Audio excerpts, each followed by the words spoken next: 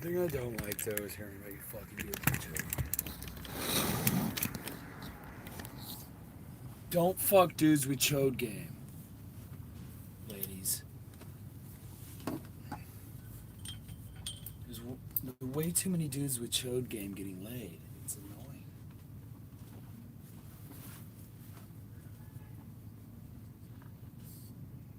Ladies.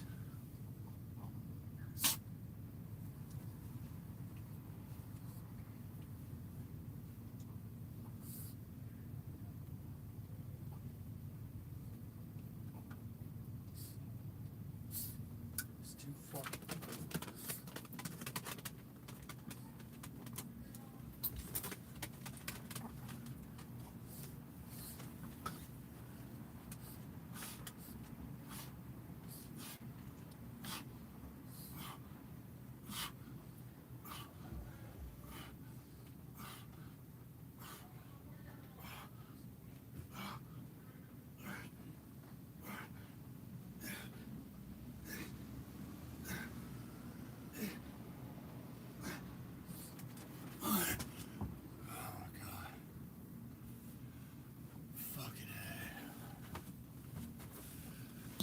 Fucking A.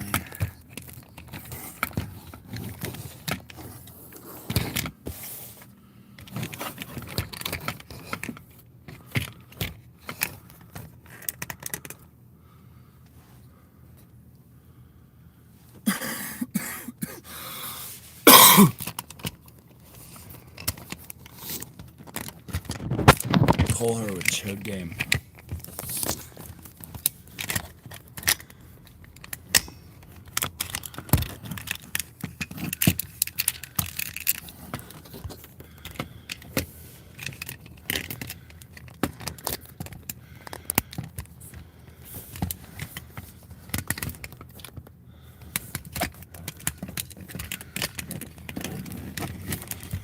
Ooh. Ooh.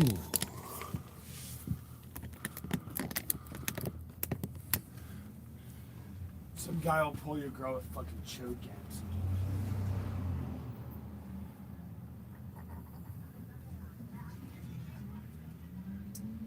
I need water, I need coffee, I need yoga.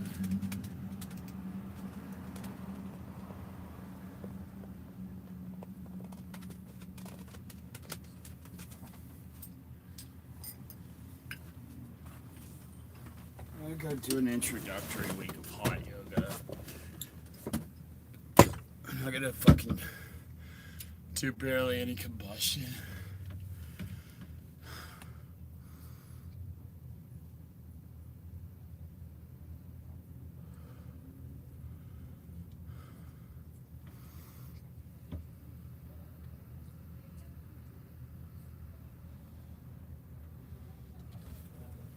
Beautiful.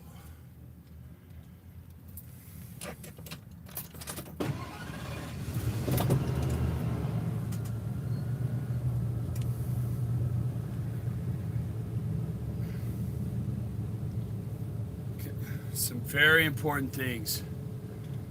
How to turn each interaction into a sexual thing. Cut out the painful, fucked up blowouts and rejections and instead stay in sex. Through teaching pickup for over a decade, what I've seen is the biggest errors dudes have occur in the context of escalation. So we're taking a 3-step process to escalate better every time. It involves tension, time, and a technique. Okay?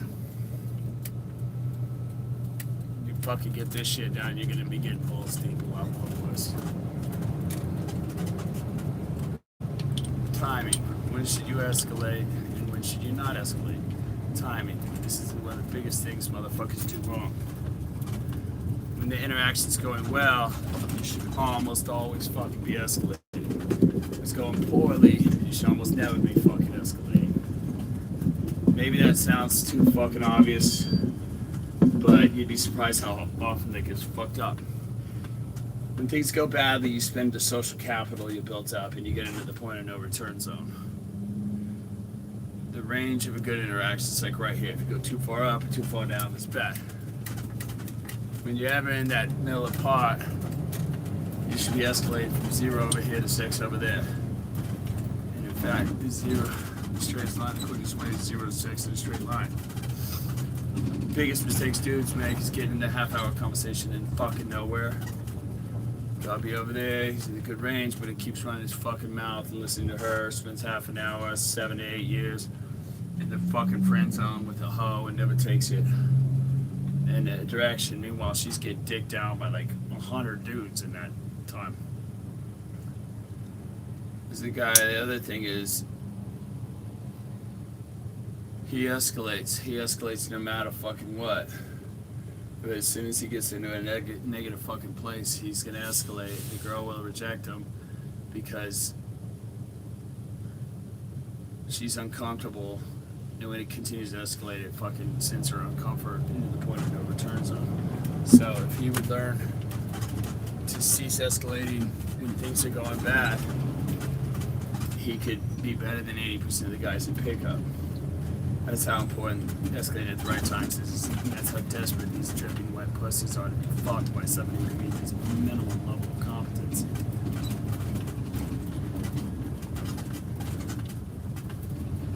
To me, that is.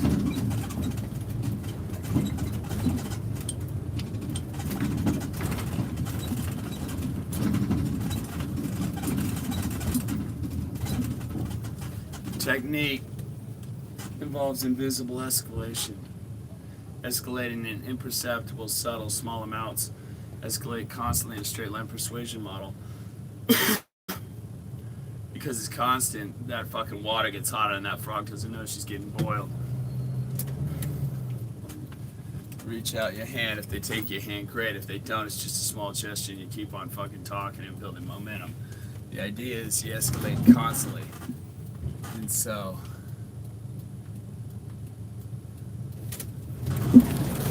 escalate smaller fucking shits.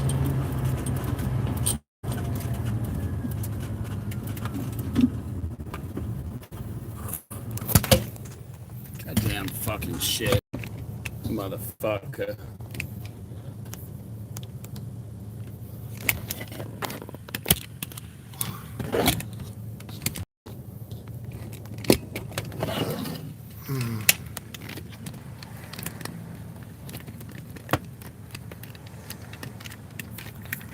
I can.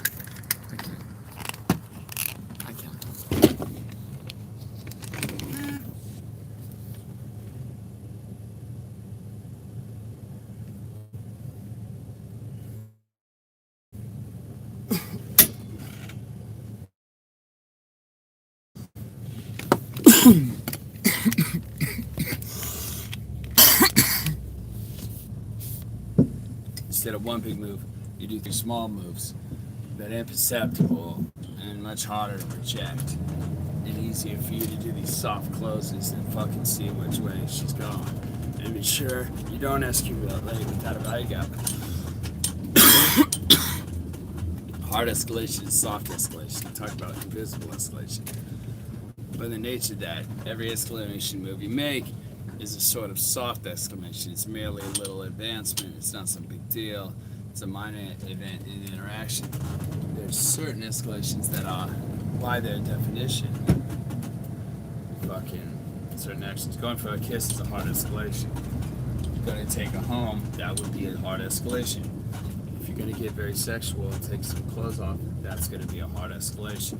You're going to know that things is happening, and it's going to be clear that the situation is progressing towards sex. It's clear the nature of that movement. Now, for a lot of escalation, as long as you're in a good place, you got to be escalation. However, for a lot of these things, they're more risky. They're more risky in a couple of ways. In that you can lose a lot of social capital to try this shit and fail. And if you don't have enough social capital, it's very likely you'll fail at it. But additionally, there's a high probability that if you do too much of this shit, trying to kiss too much, trying too much to push them home, you ruin the sexual tension by making it very clear who's chasing who and what your agenda is, and then taking the girl home. And kissing and sex didn't just fucking happen, but rather that it was something that was fucking contrived. These is what's known as dangerous escalations. they can be obvious. So it's critical in these cases that are dangerous escalations that you be in that range where it's appropriate for escalation, but also that there's that value gap. The girl needs to feel at that moment that you are cooler than her, smarter than her, better than her, your life's more fun than hers, but just don't make yourself seem so valuable that she's gonna put you on boyfriend fucking slow schedule. You do this, the girl's gonna be very receptive and fucking grateful for it.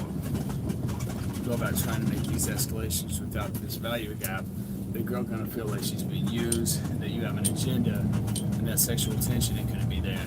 And it's not gonna be about does he like me, does he not like me. And I see so many guys not doing this right, because what happens is they'll do all that teasing, push bullshit to build the value, but when it comes time for these hard moves, that is the point at which you need to be building comfort with the girl. But the problem can be that she gets too comfy if that value cap ain't there, and all of a sudden there's so much LMR, it becomes very hard to make happen because you get a lot of fucking resistance from that hoe. So it's important that you have that value gap. Now, how are you gonna know that? Know the nature of the interaction. See if she's constantly complimenting you, telling you how fucking dope you are, that kind of shit. But in the shorter term, there's shit like, is she reacting to you? Is she getting flustered and shit? Is she reacting to herself? All those sorts of things can indicate a fucking value gap in the short term. So obviously the bigger the escalation and the harder the escalation, the more it's harder going to be. So if you're on an even or below level with her in value in terms of the interaction, don't go for that hard escalation there. Then instead you got to focus on building your value first before the hard escalation, obviously. You got to fucking talk the car salesman down before you try to get the good price on it. You got to point out all the shit that's wrong with the car. It's a critical distinction before you get to that advanced level of game.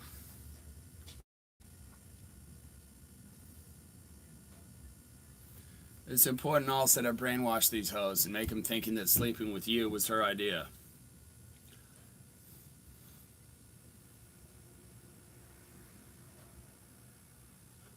There's about 3 techniques you know to convince her that you fucking her sleep was actually her idea.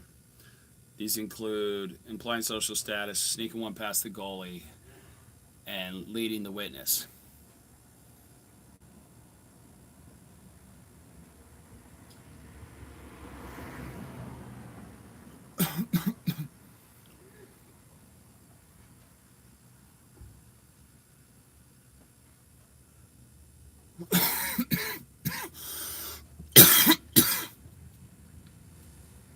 So in leading the witness, essentially what she's doing is she's telling the girl what kind of girl to be. You're telling her the right answer in the same phrase as telling what the answer should be.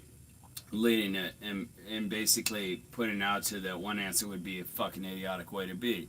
So if you're screening a girl for the purpose of finding out how protective her friends are, you wouldn't say, can you leave your friends and have a drink with me? It's too obvious, too straightforward. It gives a chance to give you a less than no answer. You know, that cannot go in your fucking thing. So instead you frame it like, are your friends super fucking protective, or are they the type if you walk 5 feet away from the police they're gonna fucking call the FBI, make a federal case of it?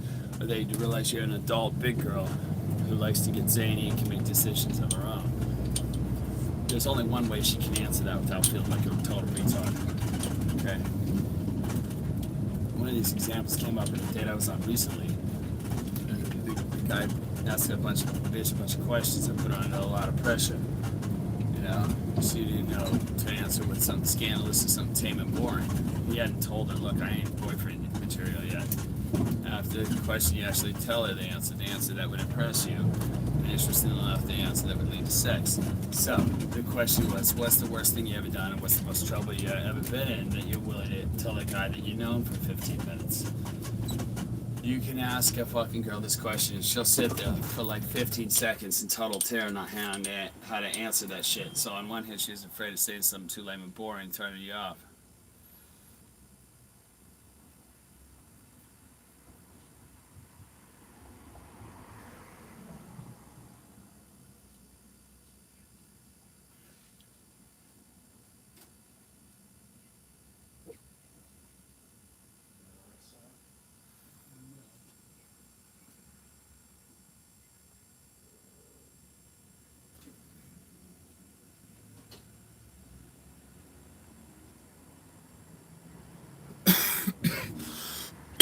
Get the girl trying to show you she's of your status.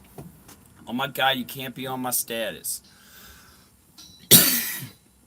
Rather than let the screening happen by chance, you control that shit and force the answer you're looking for, and her towards providing the answer that you want, or the one that leads to sex. The next concept that's important to address is what is called getting one past that fucking goalie, or fucking wrong fucking hoop goal. Cause her to shoot a basket on her own fucking hoop. You do this by monologuing. Do 100 push-ups. I'll be right back. Give a lengthy tirade of information that she's incapable of responding to.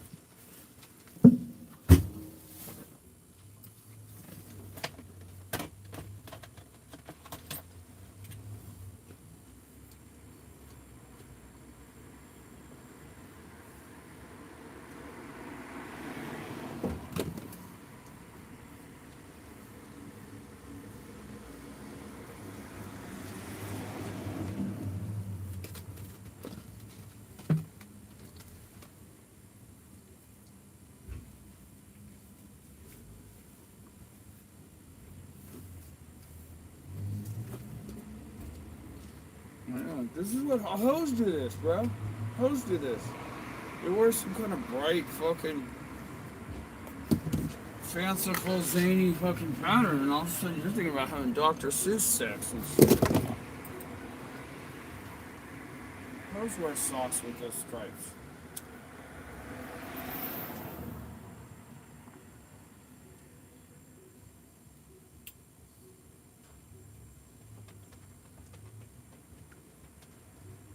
Also, like, I just feel like here there's not that many fucking places to game.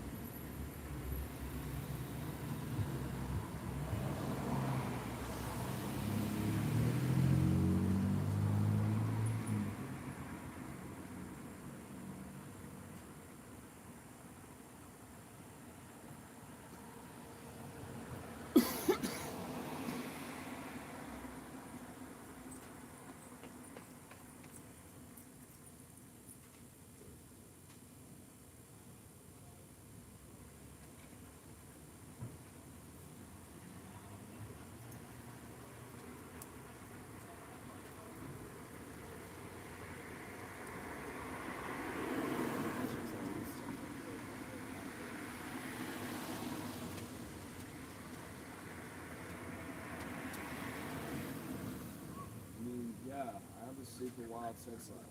Yeah, I have a super wild sex life. I do. I mean, yeah, I have a super wild sex life. It's fucking insane.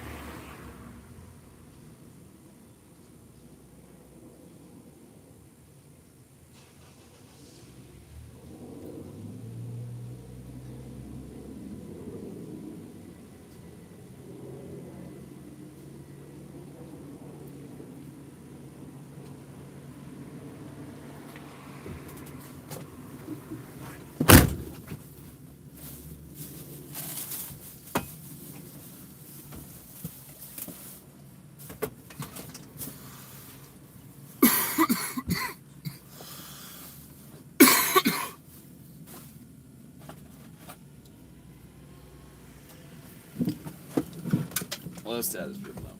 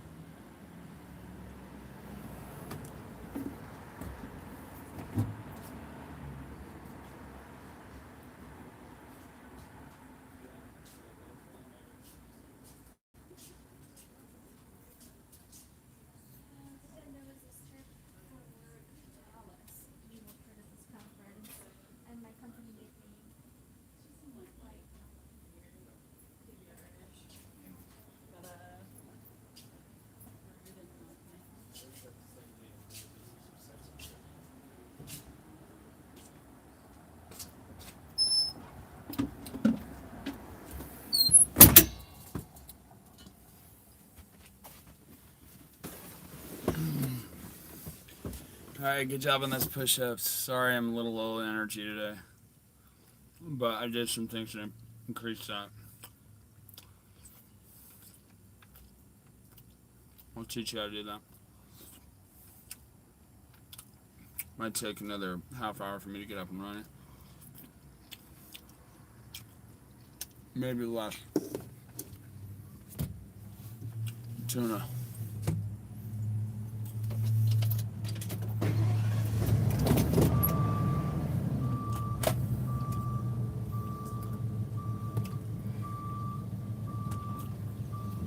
I detendify this world. You'll get a picture until I talk to you on the fucking phone, bitch. You know? You don't get a picture. You don't get a picture until I talk to you on the fucking phone for 10 minutes. Beyond that app picture that you fucking swiped right on.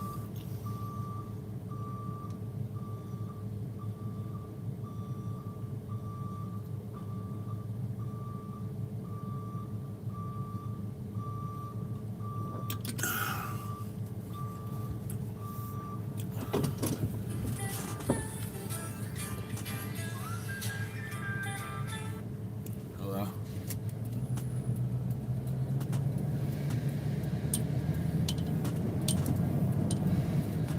Hello.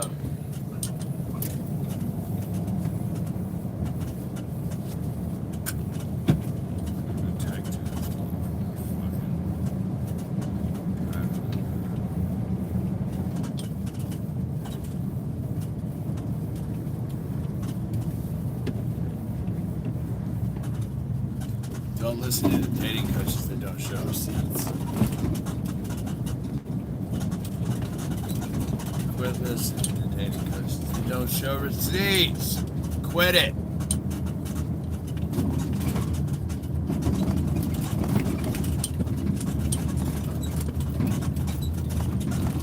Quit it. Quit it.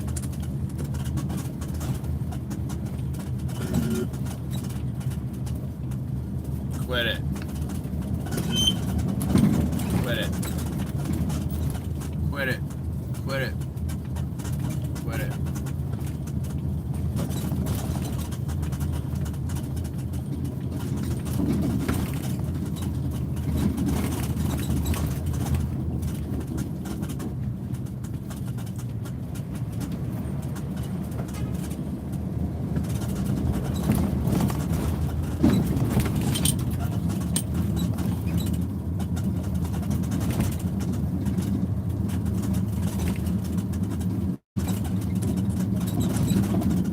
Hey, hey.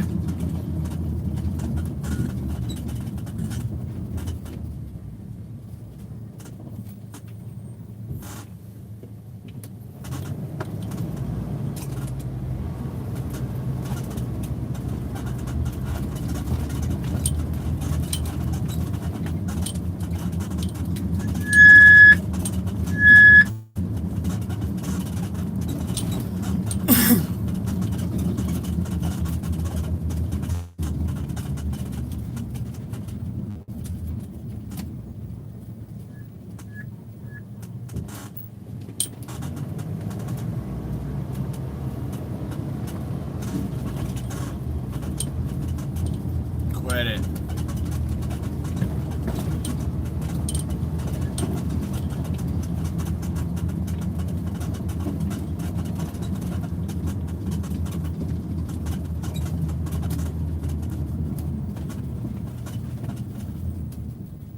Quit it.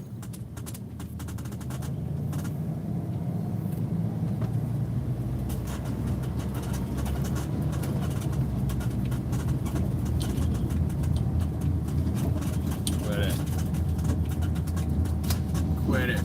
Quit it. Quit it.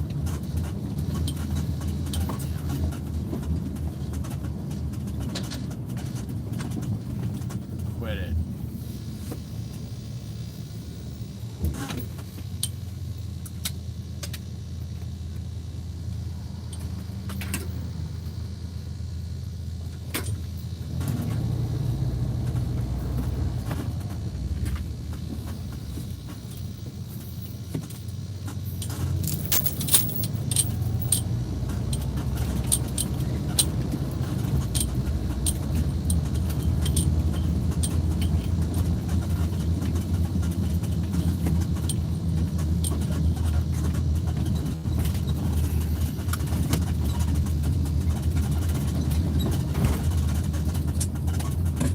Quit it.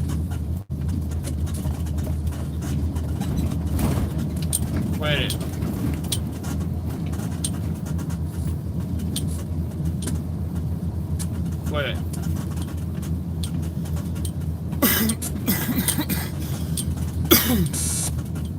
Quit it. Quit it. Quit it. Quit it. Quit it. Fucking motherfucker. Quit it. Quit it. Quit it. Quit it. Quit it. Quit it. Quit it. Quit it. Quit it. Quit.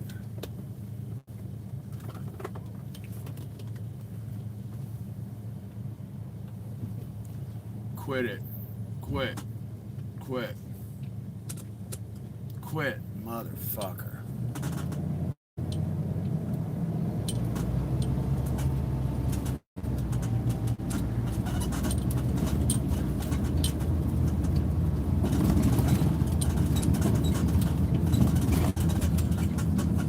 Quit it. Fucking A. Can you believe that shit, boys? You believe how much foreplay it took that fucking mic? Tell you what, fucking Mike. You fucking get out of pocket. I'm gonna check you, huh? Alright. Where was I? Quit listening to dating coaches that don't show no receipts, boys. Quit it. Quit it. Do it. Do it. Do it now. Do it. Do it now. I want some fucking coffee, everybody. Hit up Steve Easy's. Get some pussy. Fuck. Quit it. You should say that to yourself sometimes. Let's get some pussy. Fuck. Do you have a problem, man? What's your problem?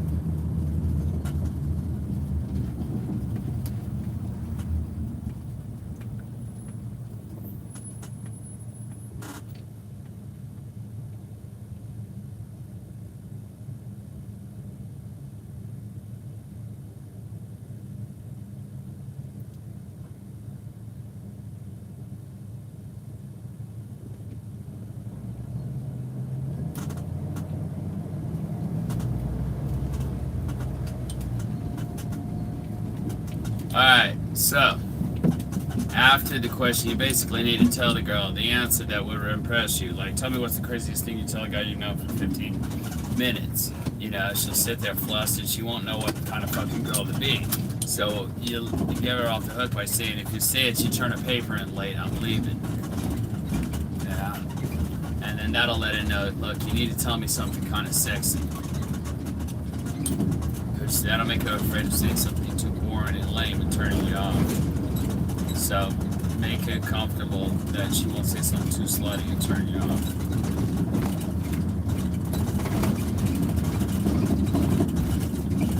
You gotta tell her that the right answer is the zany, outgoing, adventurous, sexy answer. The wrong answer is the lame, boring, fucking boyfriend, girlfriend, relationship-y sounding shit answer. Alright? Don't do that fucking shit. Tell that girl she needs to show you that she's of your league and she's on your status and you're close to it. And that she gets it, that this is some sexual shit that's going down.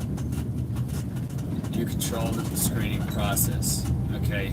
You force her to give you the answer you're looking for.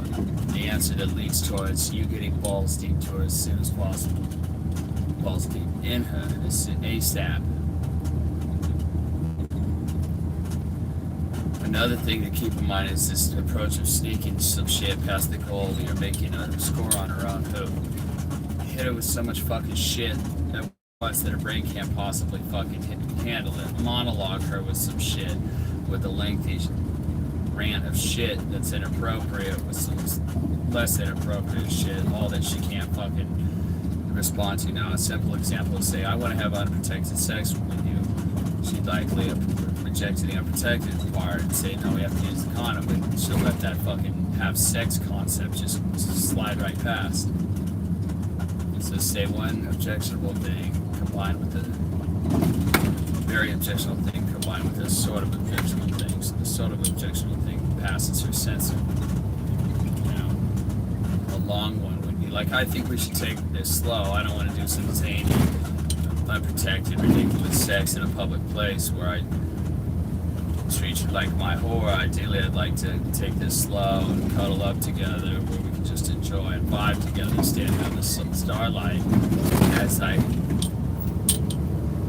put your hair into ponytails and pull them. But in any case, I don't want to fucking write this in blood. Let's just enjoy this conversation because I certainly am, aren't you? Now, there's so much objectionable shit in that. How's this bitch supposed to respond? You know, she'd be like, well, my attorney said in addendum 4, subsection 3, clause 6, that blah, blah, blah. She said this. There's too much shit. She has to let most of that shit just pass through the filter. And right there, that's what I call some broken field fucking running, boys. Okay? You got past the tackle and the defensive line into the fucking... deked the linebacker out, got into the fucking secondary. Yeah, the safety tackled you, but you're 30 yards ahead and you're that much closer to being balls deep. Alright? What you're actually saying is we shouldn't be thinking about having crazy sex and me climbing up behind you and sliding it in after lifting your sundress up. When you're saying all this crazy shit, she can't imagine it, but she can't imagine the concept of no, but she can, all these fucking images are just getting tatted on her fucking mind. You're getting past her senses. You're making a score on her own fucking goal. You're making her inbounds the ball to a point guard, and her point guard loses her fucking mind and doesn't lay up on the own goal. Now, the other concept is that of implying social status. What you want to do is use that girl's social conditioning to convey messages which you are not, in fact, even expressing. There's all this shit expressed by our blue pill society and condition these bitches that will allow you to get your words to go even further than what you're actually even fucking saying. Okay? A prime example of this is a lot of times hot bitches will have fucked with dudes who have fucking baller jobs like star athlete, ball, rock star, owner of a club, CEO, startups, all that fucking patent attorney. Where their shit isn't just some simple, like just some regular ass fucking attorney or doctor or carpenter or whatever the fuck. Usually these guys will fucking downplay that shit. Because their job is complicated to explain. And two, it's because they're fucking cats like us are used to bitches trying to gold dig us for our job and not liking us for genuine reasons. So what we learn to do is make it so they have to like us fucking first and use it to our advantage. And when these bitches fucking get to using their hypergamy to ask about our job or qualify us for some fucking boyfriend shit, we just say some vague shit that implies we don't want to talk about that shit because, look, one, I want to get balls deep in you fast, and two, if you don't like me for me, pound sand, ho.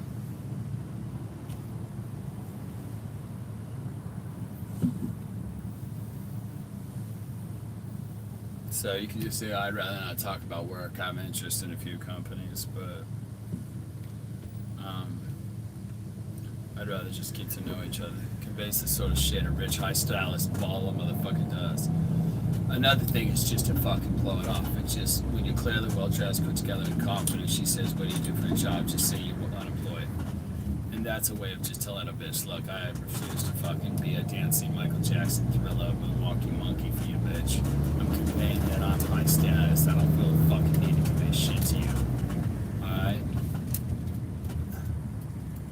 That's how you imply status rather than state it. And if you actually were trying to fucking brag about your job, what you would simply be doing is saying, "My job ain't actually that fucking cool." The key thing about all this shit is, like, in any situation, it's almost impossible for a motherfucker to take in all this fucking information. So, in any situation, look for a few key indicators to derive your overall indication. And when you're doing this, you're not using your logical mammal brain. You're looking for indicators like status. So, if you're behaving in a manner in which a high status motherfucker behaved, that bitch is left with no choice but to perceive you as a high status motherfucker. But it's best because she's coming to that conclusion she thinks on her fucking own, so she's more deeply invested in.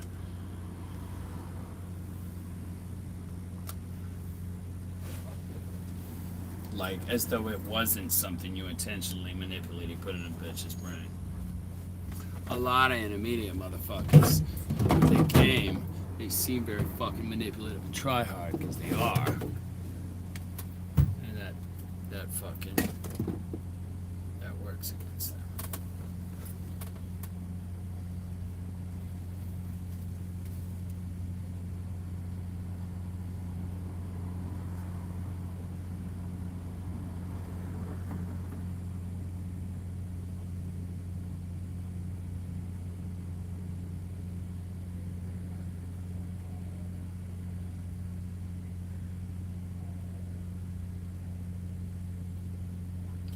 Do 100 push-ups. And do 3 sets of 45-second leg lifts on your back. Lift up 6 inches.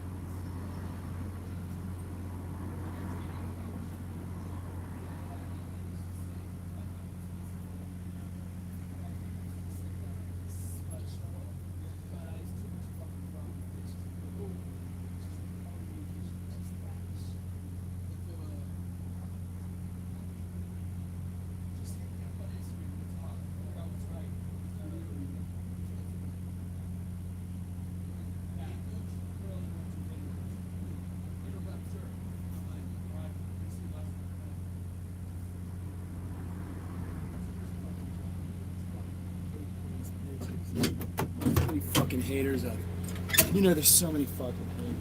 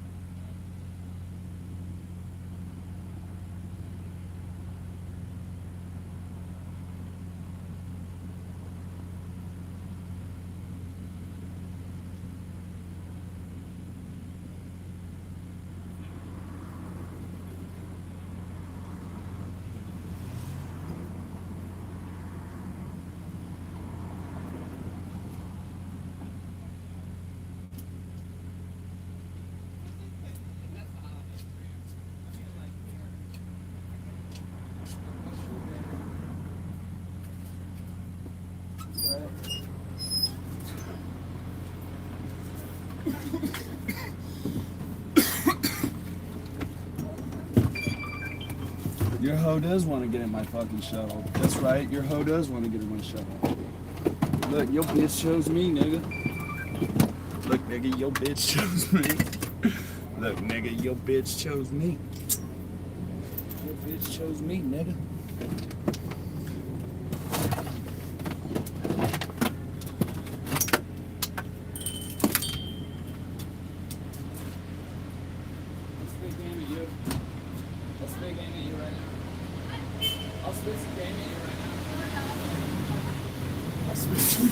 Right now, I'll spit game at you. I'll spit some game at you right now.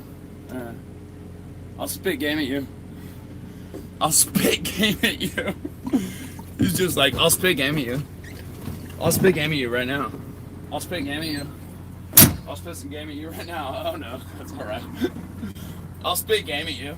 I'll spit some fucking game at you. I'll spit game at you. I'll spit some game at you right fucking now.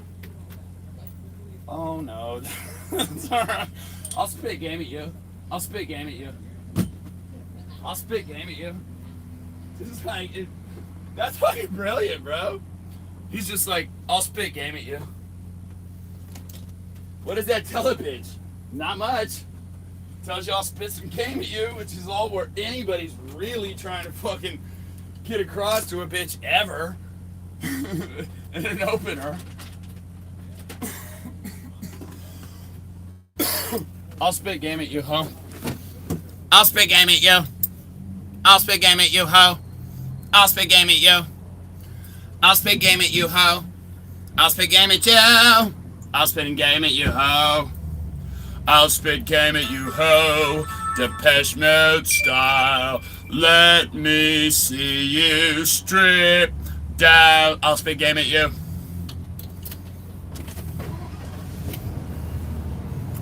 He will spit game at you. He'll spit game like a cobra. He will, you see? He's so smooth. Oh, he's all mine. He's all mine because I love him. No, I'm his bottom bitch. Nobody gets it like I do.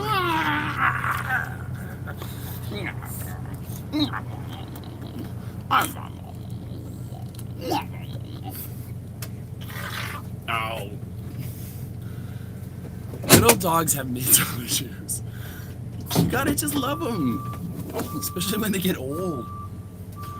I'm a fucking hero. Fucking save this fucking old, mentally ill, fucking violent little fucking chihuahua. Like ancient fucking little chihuahua. I fucking saved her from the gallows, bro.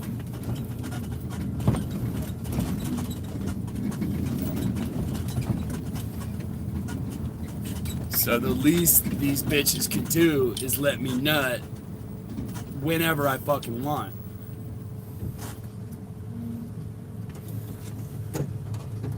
I'll spit game at you. I'll spit game at you. Oh my god. I'll spit game at you. I'll spit game at you, hoes. I'll spit game at you.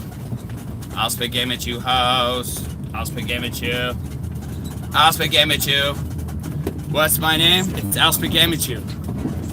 Al spit game at you. Hi, I'm Al. Al spit game at you. Al spit game at you.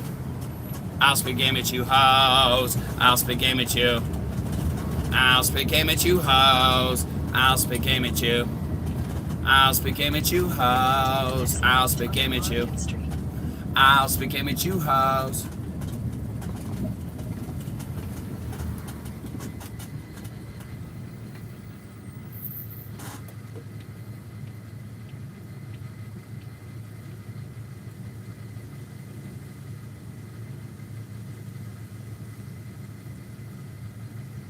Alright, more brainwashing hoes. Another thing you can do is you can phrase things in the fucking negative.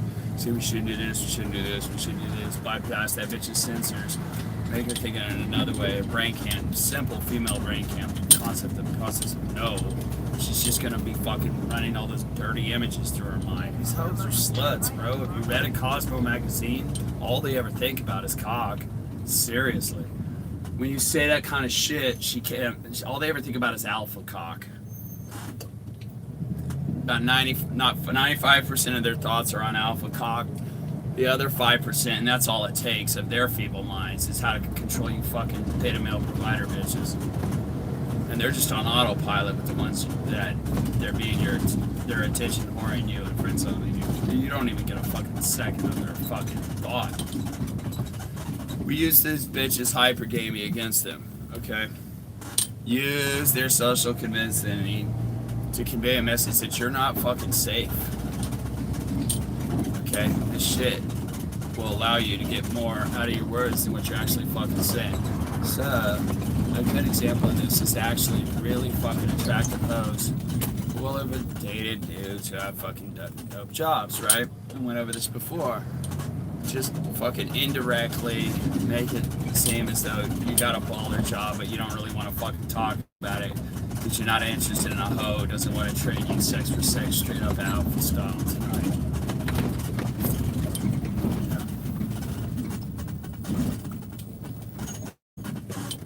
I don't ever get into a relationship, but if I do ever get into a relationship, it's gonna be with a hoe who traded me straight up sex for sex alpha style on the first night. We just loved it so much. She stayed around and sold her soul to get on my team until I bagged her soul. Then maybe I'll get in a relationship.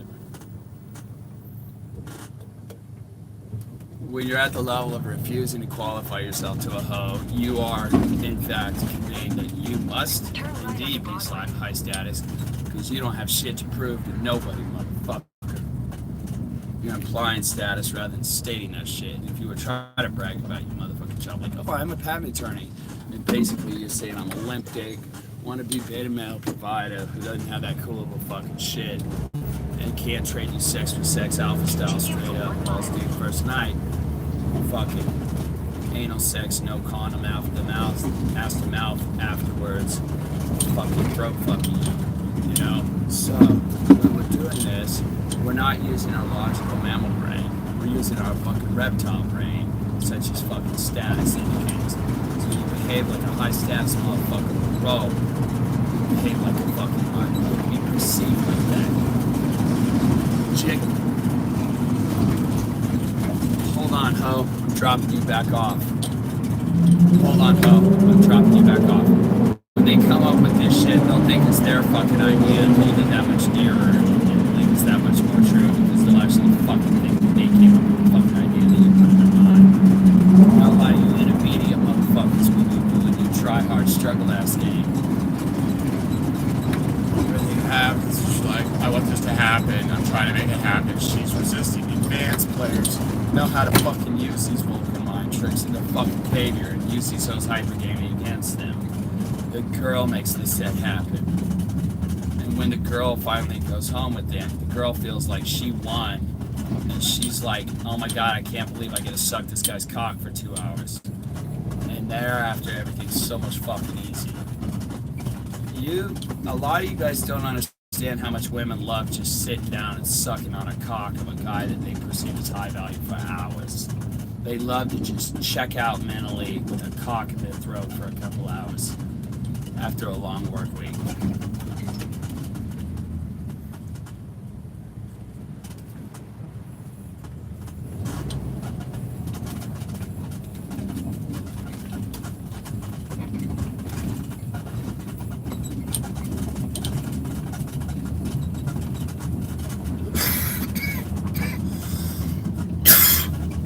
Seattle's a minor ass little fucking city you can check out. It's got some decent vet scene, but of course it thinks it's a lot bigger fucking deal, right? Bigger deal than it is. It's always right to use the never word right, but it's never right to use the word always. The real world don't work that fucking way. Within math, maybe, but in this real world, there's gray area and shit. And if you're always trying to use this absolute language and to clean models of never, you're missing out on a lot of fucking shit in life, and it's going to be a blunderfest. There's the test-taking strategy, and there's a suggestion that if you're doing a multiple choice answer and you don't know the answer and you gotta guess, then just cross off any fucking answer that contains the words always and never. It's a very good test-taking strategy. The reason for this is it's hard for such things to be true, given constricting the quality of the fucking thing. Students of mine, my cadets, often ask me questions that contain this absolute fucking questions. Never go for the kiss on the first day of all this fucking sort of shit. Even AMS will tell you if the bitch came back to your crib and she fucking sits down close, he'll kiss her fucking on the first date. It depends, is more what AMS is saying when he says don't go for the kiss on the first date. The world's a very rich and infinite variety type of fucking shit. It's a great phase. My boy Warren Buffett told me, and he said I'd rather be approximately right than precisely wrong. When you try to be exactly perfect, you fucking wrong is breakdown. It's an easy habit to fall into, asking these words always and never. People want easy shit and they want certainty. As children, we was able to defer to authority. Our parents, our teachers, our sweetie girls.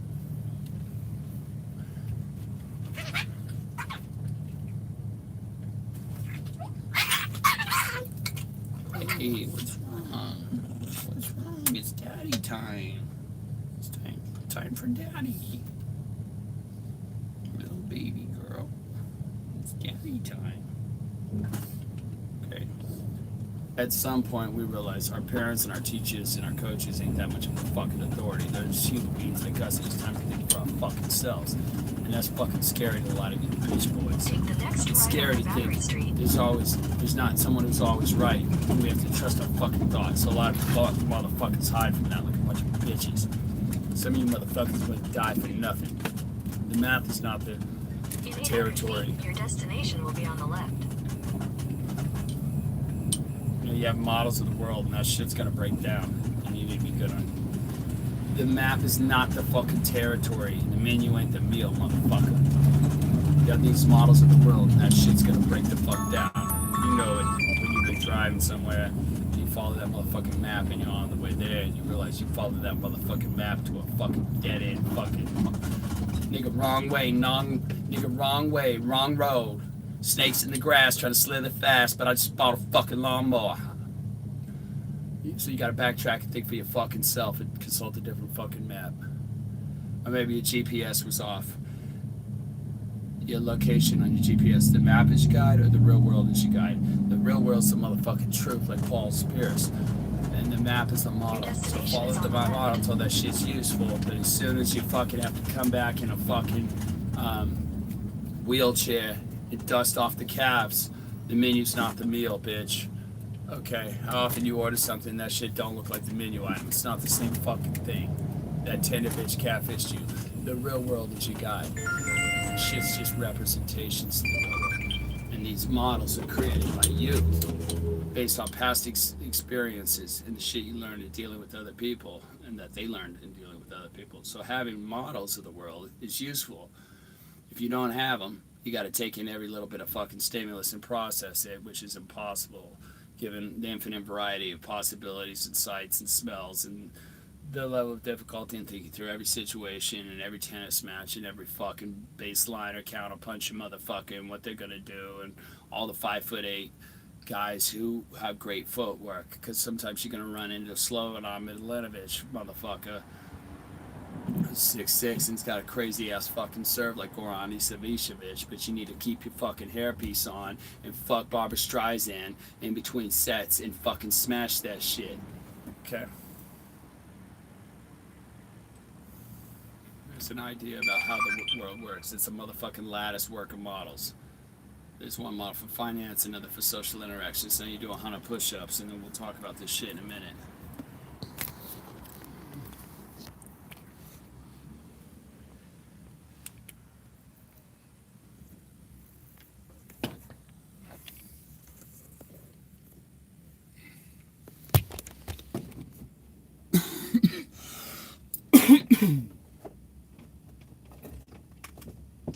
Yeah, watch where you're going.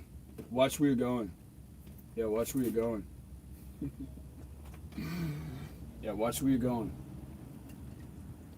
Yeah, watch where you're going. Anytime you catch yourself using words like always and never, motherfucker, stop and think. Is this shit fucking true? Because probably the answer's fucking no. Might be a few real cases with answers yes, but probably that shit's no. You say, is this shit always true? Stop and think, motherfucker. The answer's probably no. As soon as you're looking for too much fucking certainty and you say, I never fuck a bitch if I don't do this shit on the fucking such and such date, you're probably open simplifying. When the model breaks down, you might be massively wrong.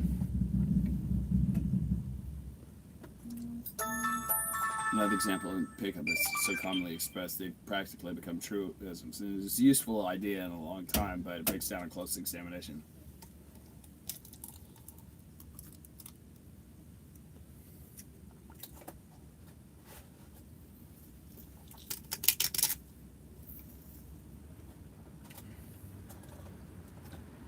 The gist of that shit, we had to break that shit down, is just don't supplicate, motherfucker, but it doesn't mean you're not going to buy a bitch a drink ever.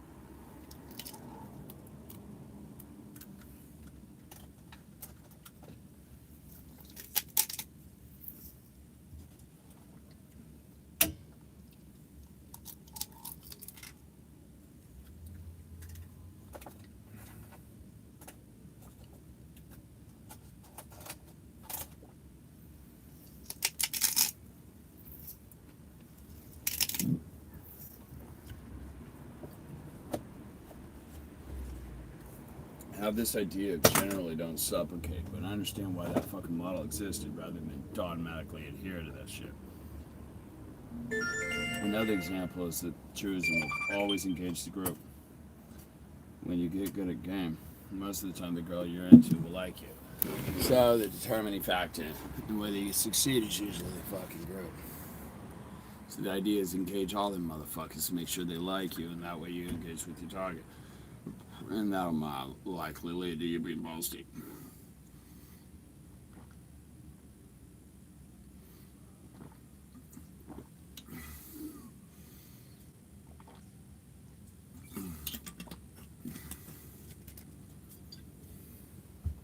Like a couple. That bitch is gone.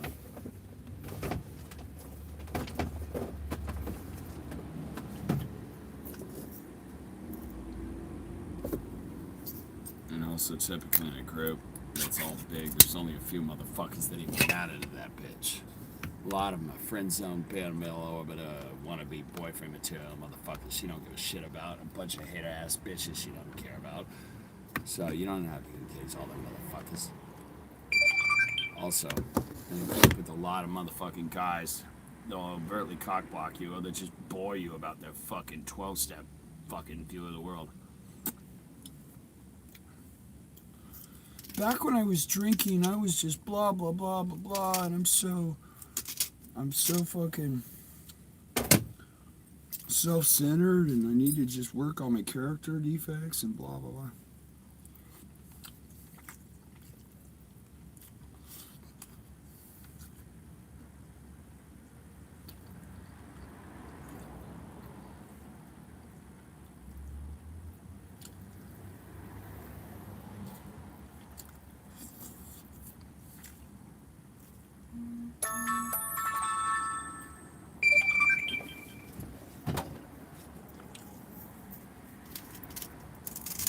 Almost never, always or never. Almost never is the answer, always or never. Learn to be comfortable with the answer. It depends and don't judge.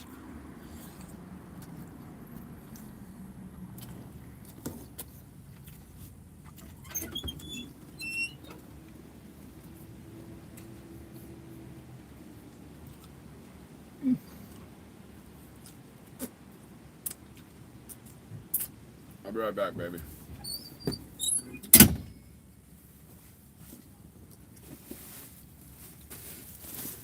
Do some push-ups and shit, motherfucker.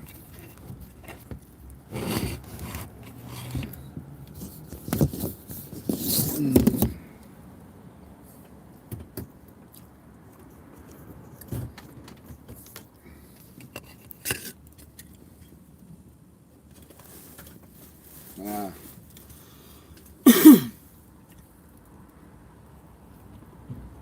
Just a bunch of junkety fucking junk shit, bruh. They're just gonna fill your fucking head up with shit and it's gonna kill you, man.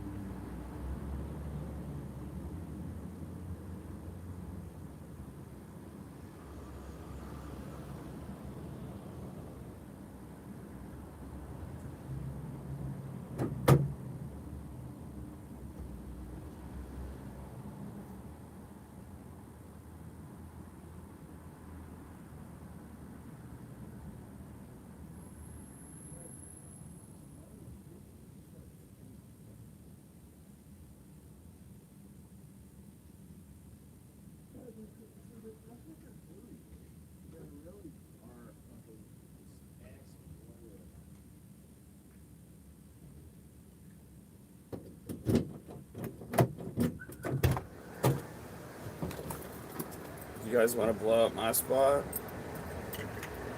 Like, I'm basically, there's large sections of the kink community that will have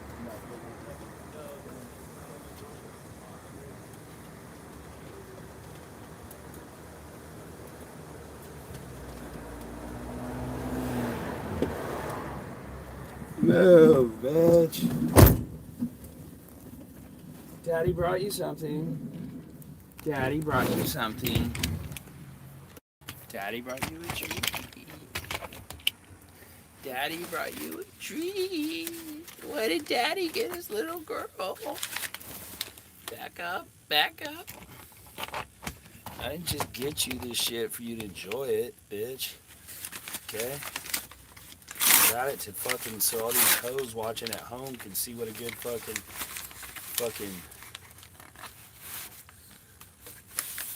things I do. What a good protector and caretaker I am. You know? I don't mind if you eat, but fucking smile for the camera, sweets. Goddamn.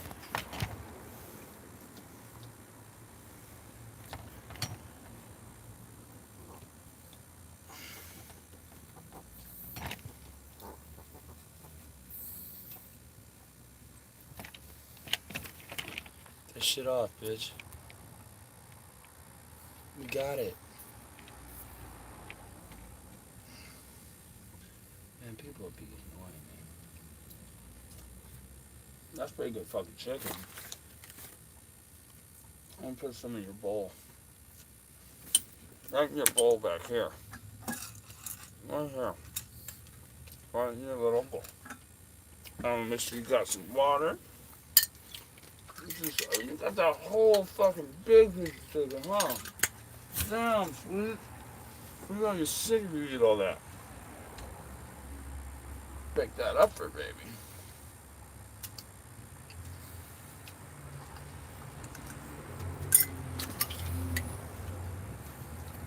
It's chicken, but it's Thanksgiving Turkey Day, but whatever. We'll have chicken on Thanksgiving. And we'll have Halloween on Christmas and chicken on Thanksgiving. And we can do whatever if we want. You and I could have chicken on Thanksgiving and Halloween on Christmas.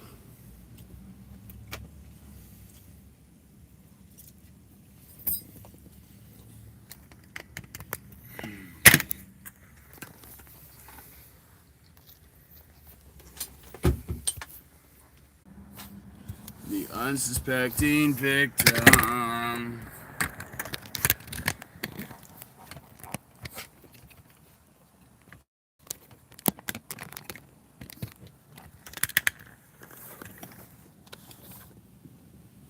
We'll have Halloween on Christmas. You could always find me.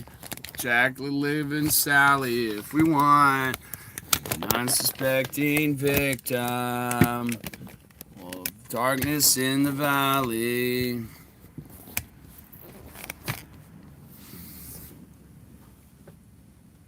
Bitch, don't live like Jack and Sally if we want. Don't waste your time on me. You're already the voice inside my head. I miss you.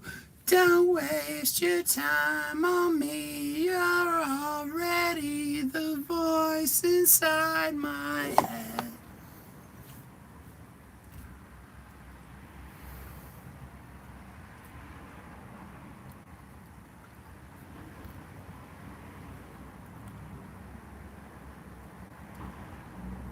I'm delivering food to mainland China. Fuck you, money people who don't even look you in the eye when you drop them off their food.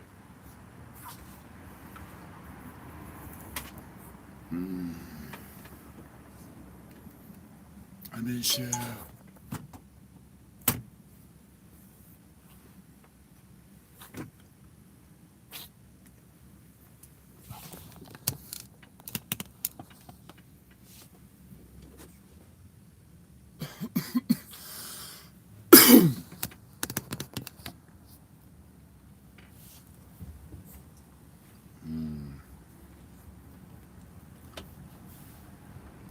like Jack and Sally if we want.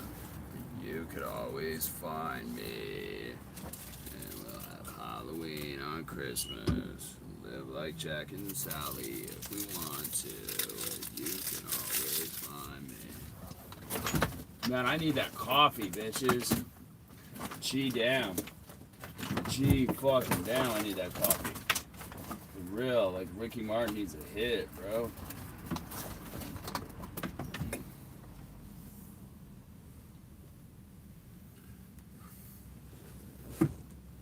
To make you take the water, make you wanna fit champagne. That bitch won't make me do shit, Ricky. Oh, living la vida loca. Push it, oh yes,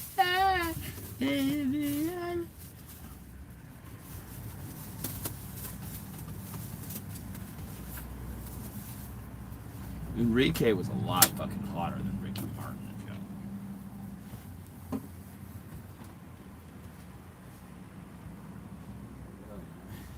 wasn't like he's gonna be the Beatles.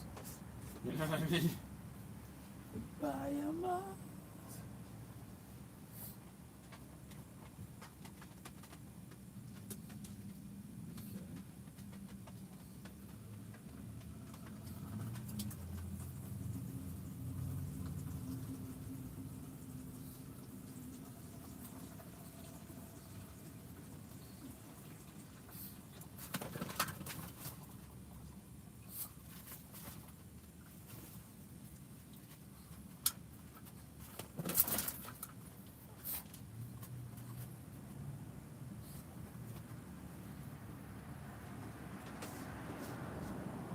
I don't even know why y'all even start shit with me. I don't know why y'all even start shit with me.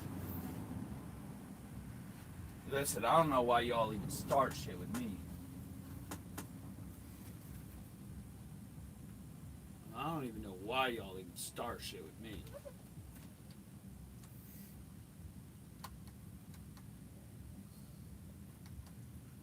I don't know why y'all even start shit with me, bro.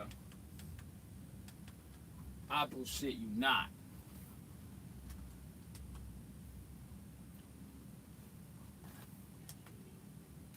Some stupid hoe got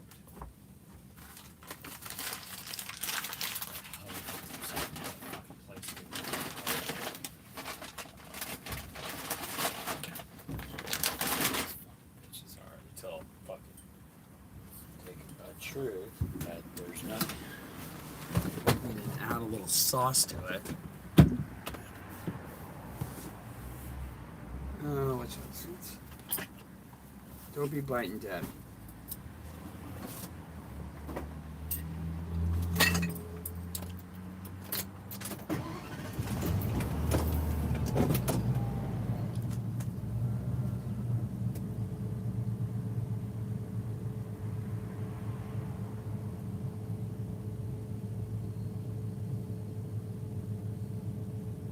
Interesting.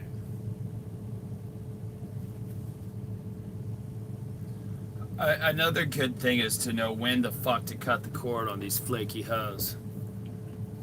You know, there's a lot of concepts that may apply when you're sort of a fucking beginner that don't apply when you're advanced level. Nexting. Head west on Washington Nexting. Street toward Battery Street, then turn left onto Battery Street.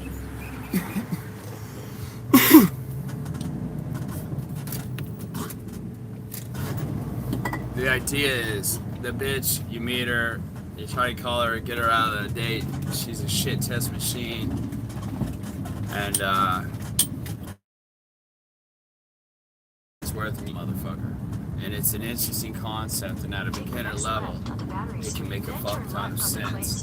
Because most guys, at the beginning of the game, are coming from a place of a lot of scarcity, strong one-itis, fucking taking unlimited shit off any girl that shows them a little fucking attention. And from that perspective, nexting is fucking empowering shit. Alright, it's a way of taking control of the situation. I'm gonna go get some coffee, motherfucker, do some push-ups. It's a good attitude to a point. For a beginner. Makes a lot of sense. If you think about that shit on a deep level, you didn't really look next to her, she next to you.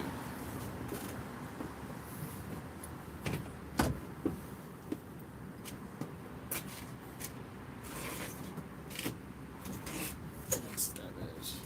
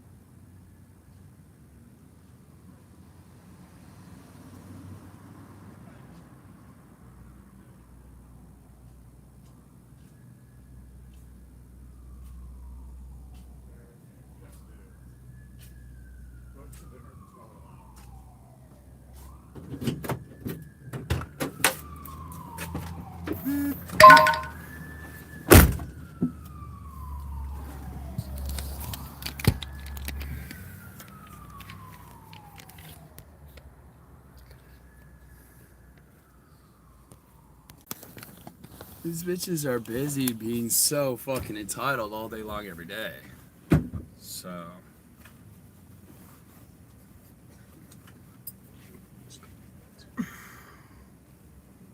Listen, this bitch, these fucking sluts, they're all fucking sluts, bro. Listen, they're all fucking sluts.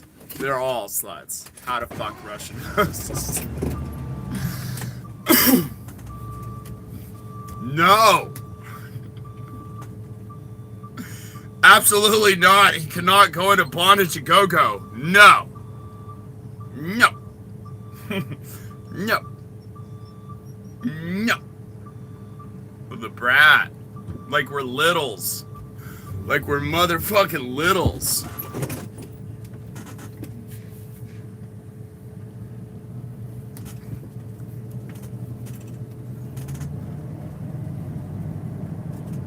isolate that bitch. Isolate that hoe to escalate. But an advanced level game is you escalate when she's not isolated. That gets a pussy really wet.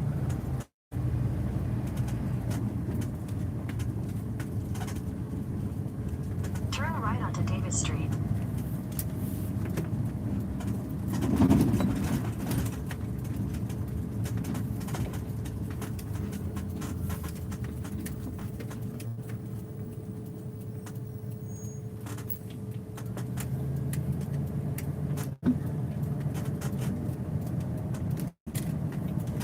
In a quarter mile, turn left onto Mission Street.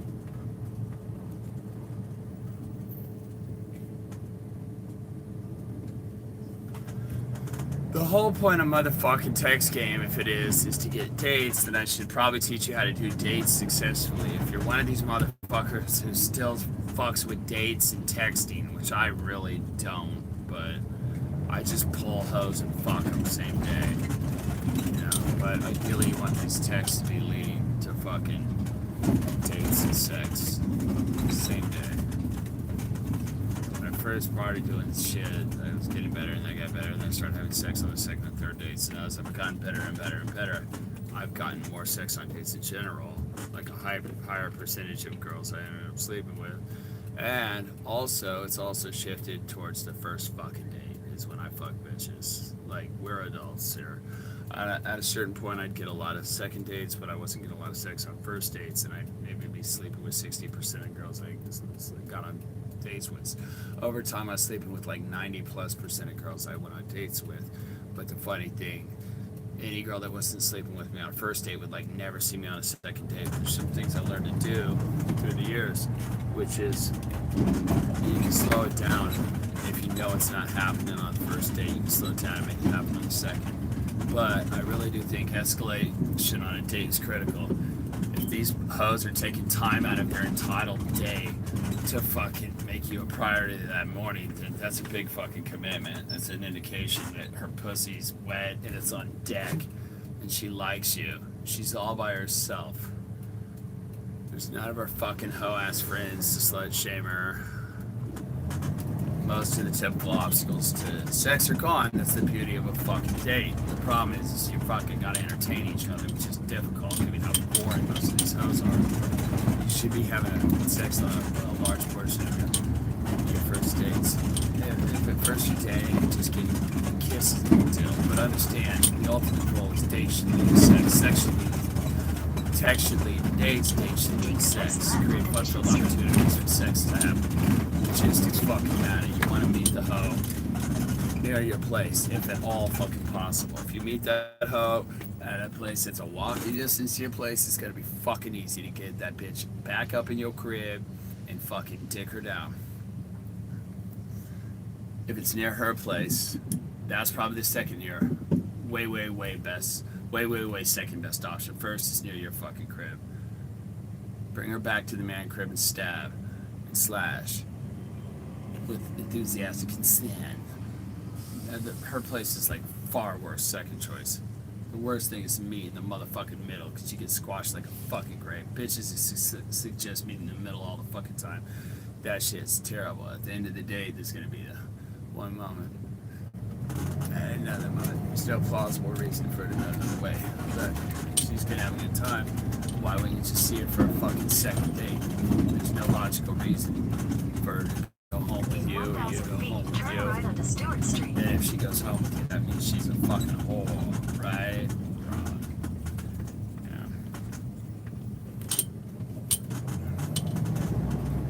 Yeah. Near your house is best by the tremendous fucking shit. That's where having a smut shuttle is amazing. But it creates different weird things. Like with Kadara, we're always having fucking sex up in her area. You know, so it kind of, but whatever.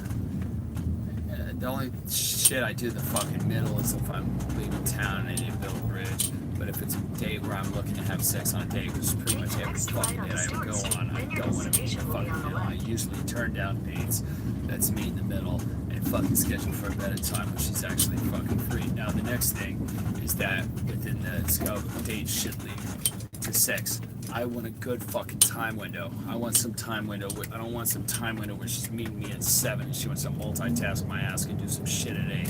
I want to let time to let the interaction build. And if I want to fucking give her 6 orgasms balls deep inside it, I need the time to do that. If a girl's gonna hang with me for 4 or 5 hours, we are for sure having sex. If she gets that sample of my personality and gets comfortable with me, we are for sure having sex with the slow gradual escalation I'm gonna do. If she's just subjected to the fucking awesomeness of my fucking game, she's very, very likely to fuck me. Or I'll fuck her. I fuck girls, they don't fuck me, but they think they're fucking me. But anyways.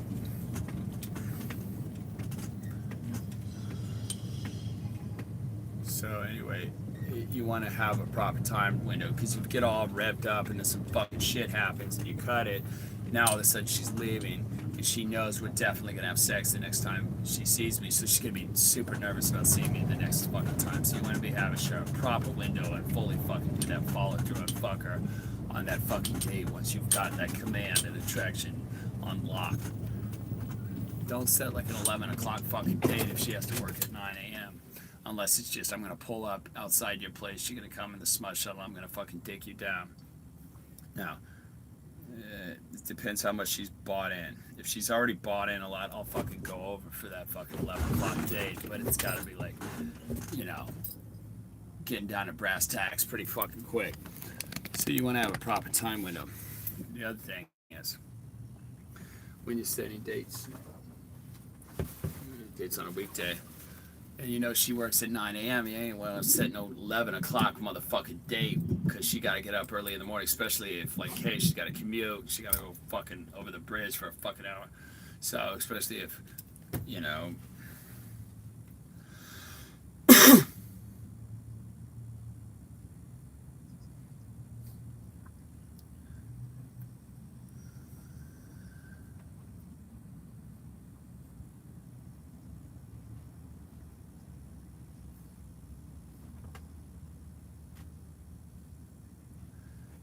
yeah, that's if she works at 9 a.m. I ain't going for no 11 o'clock date, motherfuckers. She got to get up early in the morning. And I want to fuck her in the morning, so you know she ain't going to get that much sleep, because we'll wake up early and dicking down for around 4 or 5. Instead, if you met her by 5 or 6 p.m., by the time it's 11 to 12, you've had that 4 or 5 hours and she's DTF. Then, at that point, you have more leverage. And you can torque her while she's twerking. You got a good time window. One of my favorite times to do dates is early afternoon on the weekends. Early afternoon on a Saturday is fucking amazing. You have all day. You have this experience. You can lock in that 5 hours and fuck her that night. Day fades in. At night, you have that romantic journey that builds trust, like changing venues does, or even taking it from inside the club to outside the club. So make sure the logistics are good and have a good fucking time window. It's super important. On the date, you want to think about the level of escalation. If you're not super comfortable, you want to think about escalating.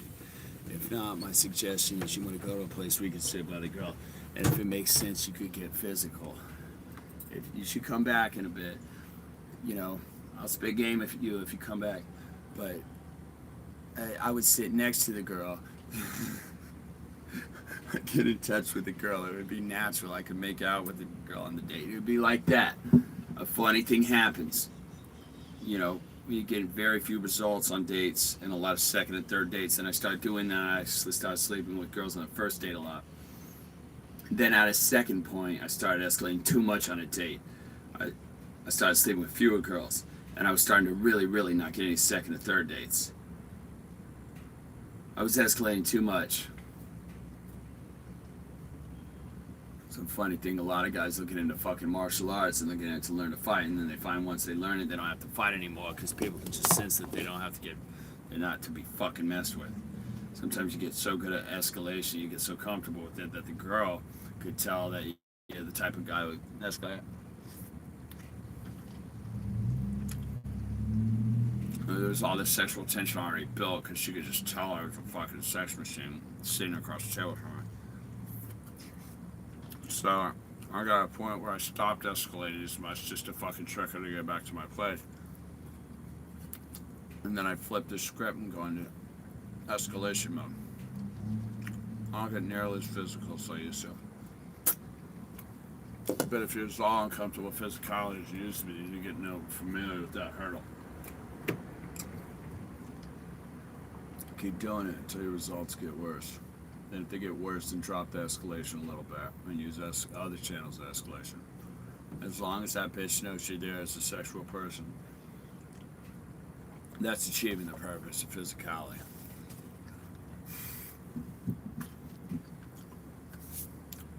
What's the fucking purpose of a date? It means you and she agreed that you like each other. It's kind of beautiful and shit. It means that hoe has just as much invested as you do, motherfucker. You know, as much as you don't want to have a bad date, she really don't want to have a bad date. And she's told all her fucking hater ass poison dripping friends about it, and she's gonna have to give them field reports about it. And she's gonna have all these, am I undateable, and I am worthy, am I fucking sure, am I ever gonna find love? My clock is ticking and ticking and ticking. It's a big deal to you. Apparently it's a big deal to fucking her by 5 or 10. Because everybody knows women are so much more complex than men.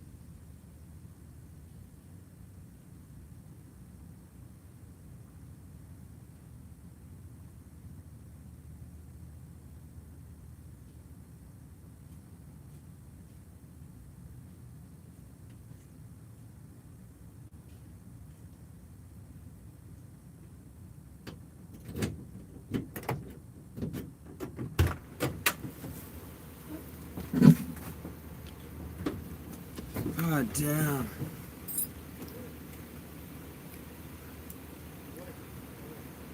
If she lets you get pretty close to lip, it's another one of those little test moves that you can do. And the idea is that with all these little test moves, the idea is that you're getting intimate, but you're not being so obvious that that shit's forceful. So what was 105 minutes ago will be an 80 very soon. So that's a bit of physical escalation and escalation in general. So in terms of logistics, I think it's very important.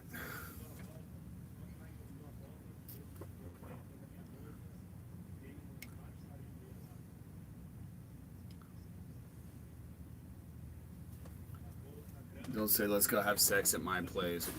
Very blatant shit that's gonna make her feel slutty. Don't say get naked. Don't say make out.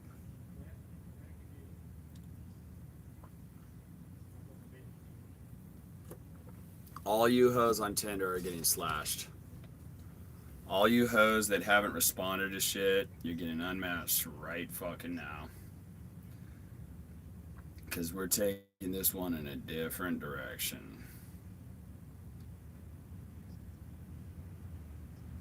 Covering the exits or giving the excuse first. If the bitch says I'm not the kind of girl, I have to get up early in the morning, we have to take it slow, all that fucking shit. I'll say something along those lines first. So if the fucking excuse comes up first, you be the one who bring that shit up. That shit will also fed up the change where she's chasing you. Girls aren't used to that shit. Guys.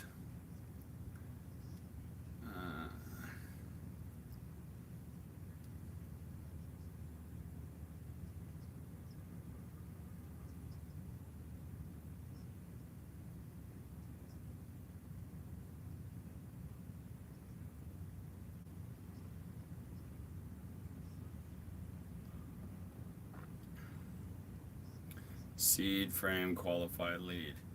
Throw out a find out if she likes movies. Find out if the bitch likes shit on Netflix. Find out if she likes hot tubs. Any fucking thing and everything that you have back at your place. Find out if that bitch likes the same kind of fucking tunes you do. Find out if she's into weird ass fucking board games or whatever fucking Dungeons and Dragons shit you motherfucking lames is into. Throw that shit in the conversation, you StarCraft weed smoking motherfuckers. You Fortnite and fucking meth fucking banging gangbangers. You happen to have shit like that back to your house. Seed these various reasons why you could go back and see what that bitch latches on to. Some of them she won't latch on to. Just see whatever clickbait and last minute fucking, shit on the aisle she reaches for before the checkout stand. Next part is framing it. What perspective are you creating around taking her home? Is it framed in a way that you're going to take her home and use her home and then throw her out? Some girls, they want that, but most girls, they can't have it be that direct, even if that's kind of what they want. But they most want to believe it's kind of special there. It's for the experience that they're not being used. So you want to be very, very careful about how you frame this shit. What perspective will she be coming back? The key thing is it needs to be a win for her. If going back and having sex with you is a win for her and you and a loss for her,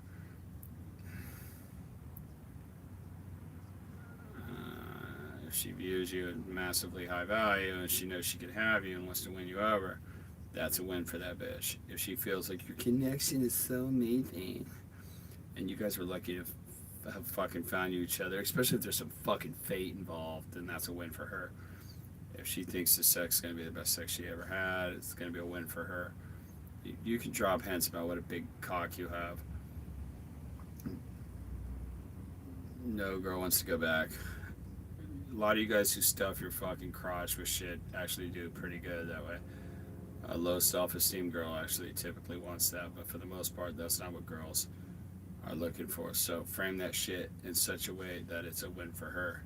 Very, very fucking critical. The next one is qualify. It's a bit of a fucking bonus, but it's very fucking useful in general.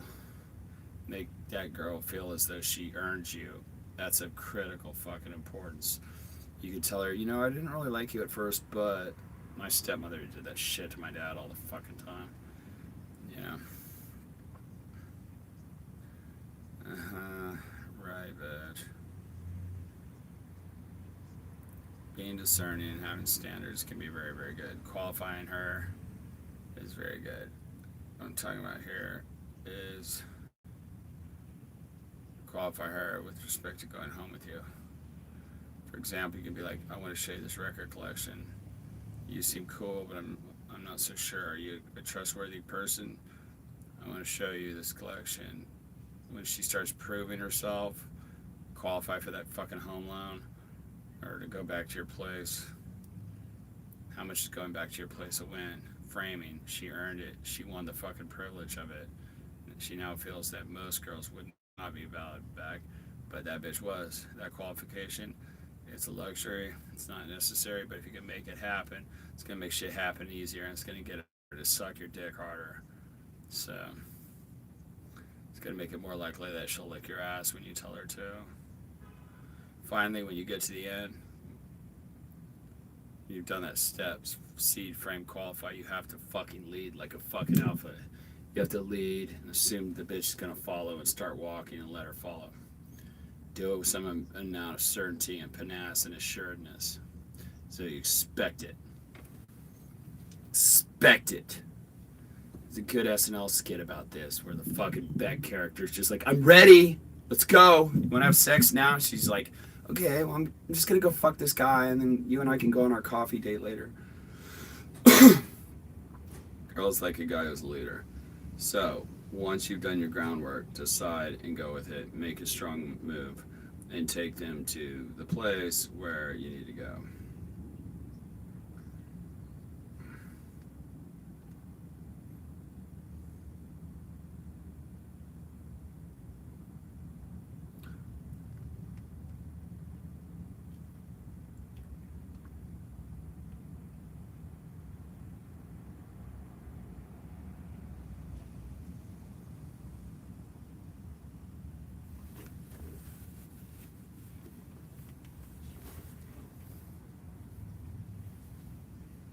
I tell you how to always have the exact motherfucking right thing to say.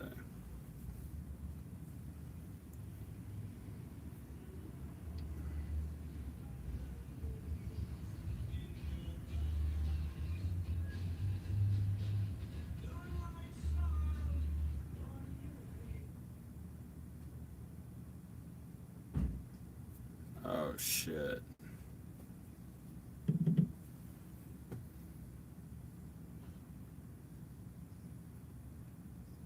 You know, let's talk about like since AMS had become more successful, since I've become more successful, have we become fucks and hotter bitches? The thing is, guys like us have always fucked bad bitches, even before we were fucking well-renowned dating coaches, but we've always fucked hot bitches. Once you make over about 150,000 or 200 grand, no matter what the fucking case may be, you're doing pretty fucking good.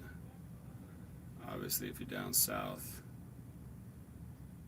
if you make 150 or 200 grand, can't no woman claim that you ain't doing good for yourself. Alright, so I've been successful. I take it from that. What do you mean by that? This is what it's done for me. Since becoming successful, I've always had bad bitches. The thing was, I only fucked bad bitches that found me attractive. That's the thing. So, in dating, you're going to have three dynamics that's going to determine how many bitches you bang. It's your resources, your game, and your looks. Alright? That's the bottom fucking line. If you are not successful and you don't have a lot of resources, the only bitches that you can fuck are the ones that find you attractive. If you don't have game, you won't fuck a lot of those even. So let's hypothetically say you have mediocre game, but that bitch find you attractive. Very attractive. you probably fuck her.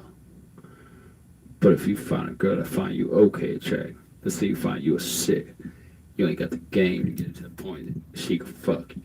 That's where the game come into it. If a woman find you super attractive, say you a 9 or 10 to her, you basically can't fuck that up. You have to do some dumb shit to fuck that up. Game get those girls that are on the fence to fuck you. Alright? Success. Bringing the women that only want to deal with women that are successful. Men that are successful. You gotta get to the point.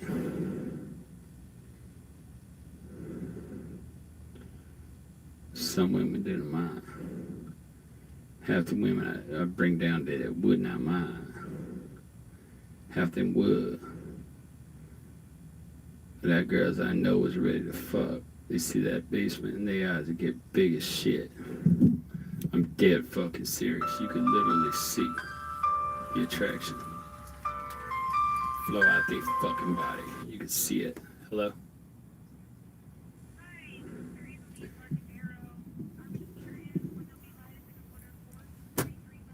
Yeah, I've been outside waiting for 30 minutes, so I can come in now that you got it ready. Okay, great. All right, great. I'll be right there. Yeah, I've been outside waiting for 30 minutes. So.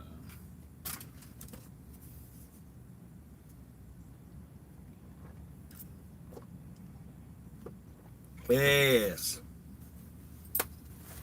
I can see the attraction leave their body.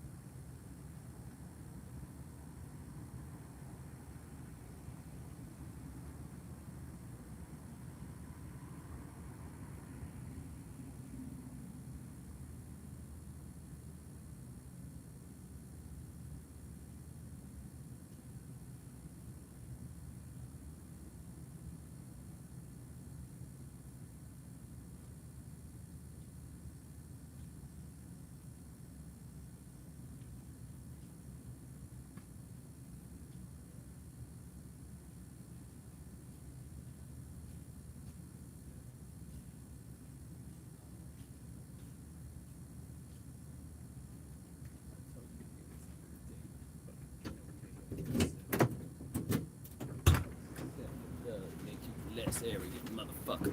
I don't want to talk to no motherfucking 8 right now, motherfucker. That bitch gonna have to be at least an 8.5, 9, motherfucker, to get my time.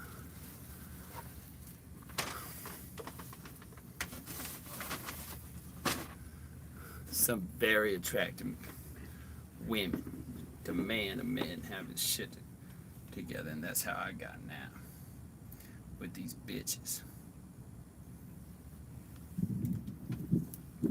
Look, being successful, making more money gets those bitches. Those bitches who only want to fuck a guy who's successful. And I left a lot of ass on the table. Some of them bad bitches. I'm gonna tell you guys right here. I would be on the date. And I would be sitting here like, oh geez, old gal liking the shit out of me. I know this shit could go either fucking way when I get back to my apartment. I'd be like, oh, here we go.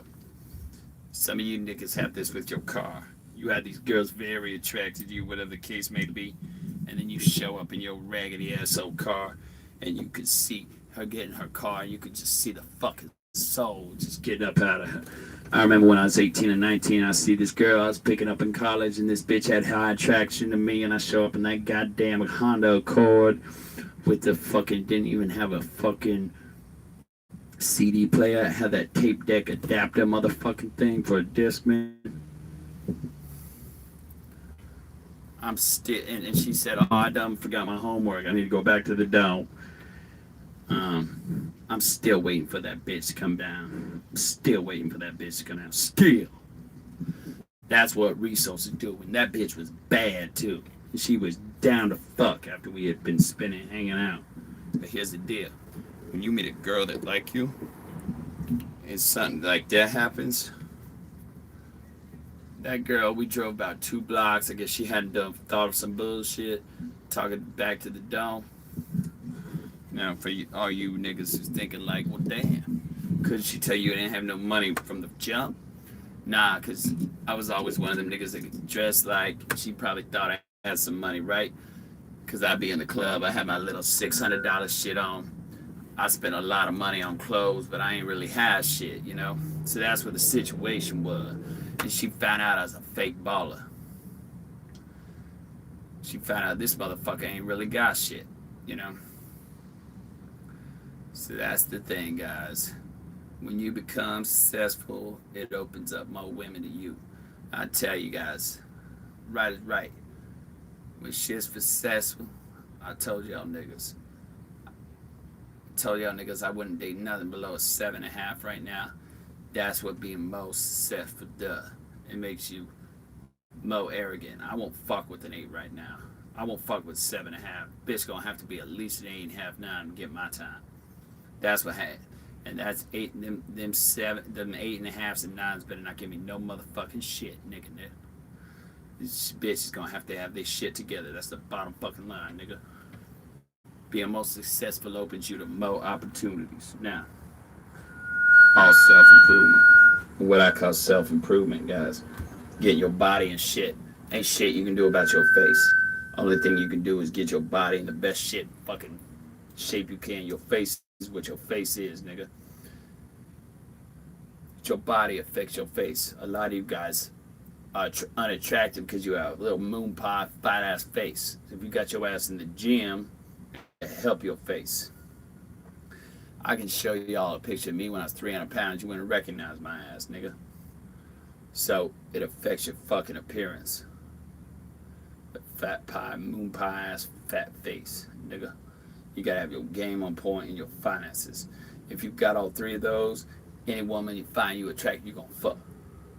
Now, it's a bottom line. Now, you could have money and she find you attractive, but if your game on point, you still ain't gonna fuck her. She'll just use you for free dates because you don't got the game to build that attraction, get her chasing your validation after attachment be created, bring it on home.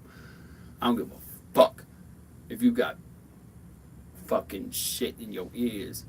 If your game on point, you ain't gonna bring this shit home. You gotta know how to bring this shit on home. You need to know how to escalate, create sexual attention, and not validate a bitch so she don't lose attraction because your ass walking around giving that compliment every 5 fucking seconds of the day, nigga. So game is very important.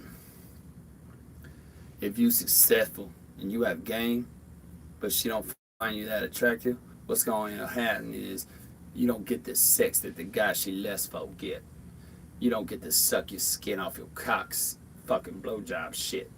She gonna give you that passive aggressive bitch, I'm doing you a favor shit. More like a agreement fucking type shit. I signed on the dime. It took me out for like 3 days. Okay, you sign right here. Initial this shit. Now I give him some pussy after the, you know. If you don't got that bitch's pussy dripping like that with lust, now I need to see you guys doing all the self-improvement to give you the most options possible. Self-improvement with your finances, your fashion, and your game. When you get more successful women will let you keep you in the friend zone for longer. Ain't no girl gonna let you string her along with your ass working at Popeye's Chicken. Ain't no girl finna let you string your ass along no goddamn part-time job. Now what happened when you successful? Women think if they fuck you a little harder and they suck you a little longer, they're willing to chase that shit a little longer. Ain't no buddy do that shit if your ass cleaning up the goddamn movie theater. And here's the shit, guys. When women know you're successful, they let you string them along. Another thing is, guys, is it makes you more confident.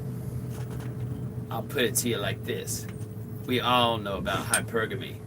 So if you guy doesn't have his shit together, and you got a bad bitch, you always in your head, whether you want to admit it or not, you always thinking, she made that baller today. Now I'm gonna tell all three of you niggas, you gonna change your mind. You with your fucking mail order bride, you with your smug shit, I got an appointment at fucking 4, nigga. And you with your no findings of fact, nigga. No conclusions of law, nigga. Y'all three gonna change your mind, nigga. You know, anybody fitting to be in your fucking male friend zone called the sex zone where you give it no non-sexual attention, you ain't take it out, you ain't got shit, you live with your mama. Man, you bug. If you want to be able to do that and manipulate women, you have to have your shit together. Alright? And another guy asked me a very good question. I'm surprised ain't none of y'all niggas asked me this, but guys asked me about how to handle women that they work with and shit like that, and how to approach women. Nobody asked me that question. This nigga asked me how to maintain attraction with a woman you see every day. This be it with a woman that's in your neighborhood, a woman you see at your gym that you're dating, that's at your job. How do you maintain fucking attraction? Nobody asked me, alright, I'm fucking her, how do I maintain attraction? I thought that was a damn good question. Man, because I was dating a girl that worked at the gym and one of them worked at a law firm. We dated like 8 months, something like that. And basically the guys, the whole fucking thing is you have to have the utmost confidence. Because now, when you work with her, you get to see men hit on her. You get to see dudes spit their choke game at her. So you gotta have the utmost confidence.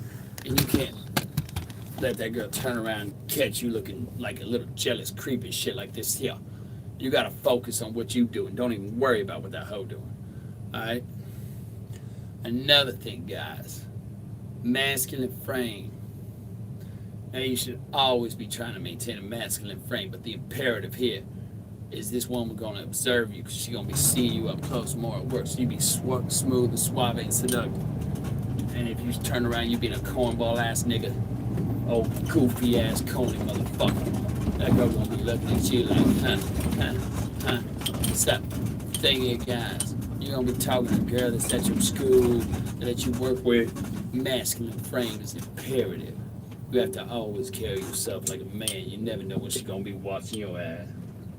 Listen, guys. I know a lot of y'all niggas young, but there was a show called A Different World. You cannot be acting like Dwayne Wayne, motherfucker. Whitney Gilbert. I know a lot of y'all niggas is young and y'all don't know that. A show called Different World. The first episode of season 3. It came back to Scoop and Dwayne Wayne had a suit asking masculine. She said, damn. She looked at him all fucking different. She said, I see the sun did you good. And all of a sudden she found him very attractive because he started dressing like a man. She started going to his room to ask him out because he made such an impression on her, acting like a man. And when she walked on the door, she opened up the door and he was back being goofy with his hat on, dancing, being goofy and shit. And he was like, oh, and she was like, oh. And he was like, what's up with it? And she said, well, I came here looking for somebody, but I guess he's not here right now. So y'all guys see See what I'm saying? Yo, you get the analogy? She was finding it very attractive when he was in his suit and his masculine frame and he was acting like a man. But then she went to his dome room. He knocked on the door. He dancing with his friends, acting all goofy and shit, with a goofy ass hat on. It turned her completely fucking off, acting like an immature child. When she said, "Oh, I came here looking for somebody," I guess he ain't right here right now. That bitch was talking about him. That masculine dude that was there earlier, he wasn't there. He would be in a fucking cornball and turn her off. So it's very imperative, guys, that you fuck with women that you work and go to school with. That the fucking streets is always watching. Hoes is always watching. Guys, listen. I don't give a fuck if you in the house playing Madden by your goddamn fucking self. Hold a fucking masculine frame. You sit up there playing a fucking video game, you play a masculine fucking frame. Do not get out of your masculine frame. You not even practicing it because that's all you fucking do. We ain't talking about practice. Practice? We're talking about practice, man. Practice. We're not talking about the game. The actual game. We're talking about practice.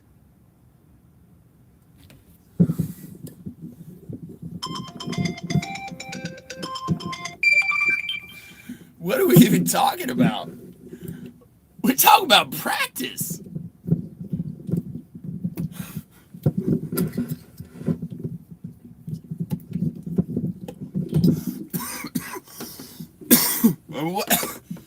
What are we talking about?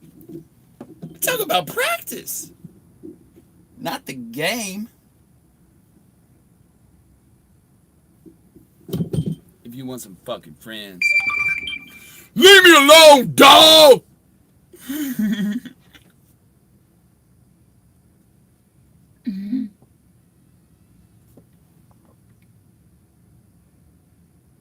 Alright, deuces, bro. Alright, deuces, bro.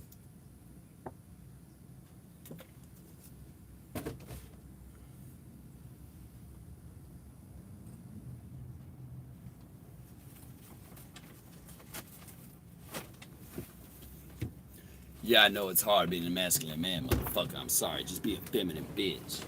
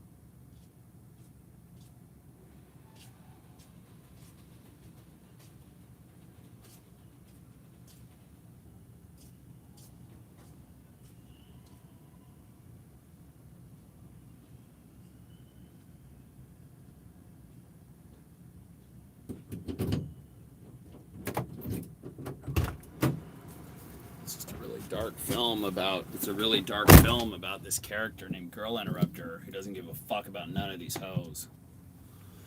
These hoes would have you fucking dead over a fucking candy bar, nigga.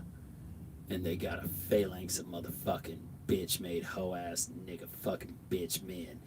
Gonna be right there doing the dirty work for them, nigga. I don't give a fuck about none of these hoes.